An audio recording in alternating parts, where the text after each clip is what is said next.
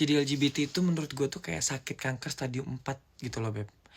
Jadi rasanya tuh kayak gue harus kemo itu seumur hidup gitu lah. Tuh, belibet. Harus kemo seumur hidup. Jadi kayak gue ngerasa kayak, gue bertahun-tahun gue harus nahan diri, gue gak ngewong sama lekong gitu ya kan. Terus gue juga gak bisa maksain diri gue suka sama perempuan ya kan, Wak, gitu. Alah, udahlah, gak usah sosok normal depan publik umum gitu kan. Jadi ini kisah nyata gue ya, gue tuh selalu notice gitu ke teman-teman yang pada sharing sama gue gitu kan. Ada waktu itu yang cerita, dia muak gitu kan. Kak, gue mau nikah nih, soalnya gue dijomblangin gitu. Gue bilang, lo yakin? Terus lo mau cuma gara-gara keluarga lo cuma dari lo di publik gitu, lo mau nikah cuman gara-gara bukan dukungan ya, biar terlihat normal. Jangan deh ntar lo cerai. Sebenarnya itu tuh dosa buat lu, dosa buat istri lu, dan juga lu tuh akan tersiksa gitu. Tapi nggak apa, tapi gimana Kak, undangan disebar segala macam. Ya udah, nanti kalau lu cerai kabarin gue gitu kan. Bener, udah nikah 3 bulan cerai. Kak, jadi gimana nih Kak Ricky, gue cerai. I told you. Jadi banyak banget kasus-kasus yang itu tuh pada DM, pada pernah sharing, pada telepon sama gue gitu ya. Ya banyak kasusnya gitu. Ada juga yang kayak, gimana ya, Ricky, gue udah punya istri, udah punya anak, tapi rasa itu hambar. Gini ya Besti, setiap manusia itu punya kemampuannya masing-masing gitu. Nah, kalau memang lu mampu, ada juga kok, kita gak bisa ngeliat perspektif orang semuanya gak mampu. Ada yang dia memang hidupnya lurus gitu, dia LGBT tapi dia menahan diri dia tetap fokus ke diri dia, ke pokoknya gue harus nikah, gue punya anak, terus akhirnya dia bisa berhasil. Ada salah satu fans gue dulu, dia LGBT sebelum dia nikah. Dia nanya, Kak, gimana ya Kak kalau aku nikah gitu. Gue motivasi, Cok. Udah, kamu pokoknya nikah aja deh kalau kamu mampu. Pokoknya kamu minta sama Allah jalan petunjuk. Bener, Wak, sekarang udah punya anak. Kak Riki, makasih ya. Waktu gue sempat ditransferin duit, makasih ya. Gue gak sebutin nama lo. Pokoknya dari Dek gitu. Thank you banget. Dan gue doain semoga anak kamu perempuan kan, semoga itu menjadi semangat buat kamu menjadi seorang bapak ya gitu. Dan dia senang cerita, ya aku udah harmonis sama istriku, sama anakku. Soalnya gue selalu bilang jujur di awal.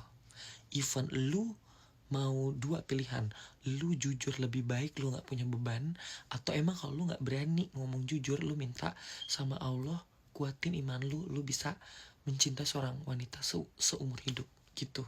Terus akhirnya dia jujur ke istrinya, dan akhirnya istrinya itu benar-benar melindunginya gitu Besti. Jadi kayak gue senang aja gitu.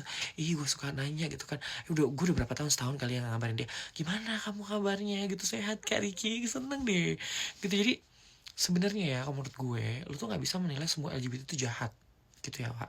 Ada loh LGBT yang berjuang hidup, ada yang pengen bunuh diri, ada yang hidupnya ngewong mulu gitu.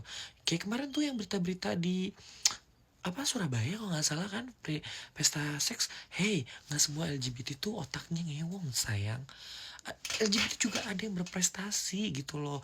Di perusahaan-perusahaan company juga butuh kali LGBT, kan LGBT tuh pinter-pinter. Kalau nggak ada voting nggak rame sayang gitu. Jadi ya udahlah, hidup itu masing-masing. Kalau buat gue sih sendiri, kenapa gue single gitu, terus kenapa dia banyak yang nanya gini, sayang ya lu sering ngirimin amalan-amalan Allah, tapi ternyata lu homo. Ya gimana, orang ujian gue begitu. Malah justru dengan amal-amalan yang gue jalani, kayak puasa Daud, salawat, Jibril, kayak ayat 1000 dinar, itu menolong hidup gue gitu loh Cong. Menahan hawa nafsu gue yang gue dulu demen nafsu gue tinggi, membludak-bludak. Sekarang tuh nggak pengen. Gue cuma minta gini, ya Allah, gue kalau emang gak dikasih jodoh perempuan gitu ya Wak, kasih jodoh aja ya Allah, rezeki yang banyak, jadi orang kaya, biar gue bermanfaat buat orang lain. Biar gue nanti kalau metong, kan kita gak pernah tahu ya Wak, metong kita gimana.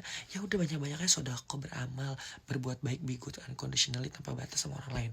Udah, that's it. Terserah orang mau ngomongin apa, mau ngejelekin kita apa, kayak bodo amat.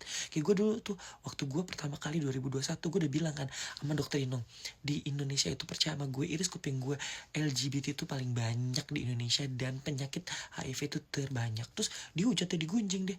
Terus katanya, alah Banci cari panggung, alah Banci cuman pengen pengen viral segala macam.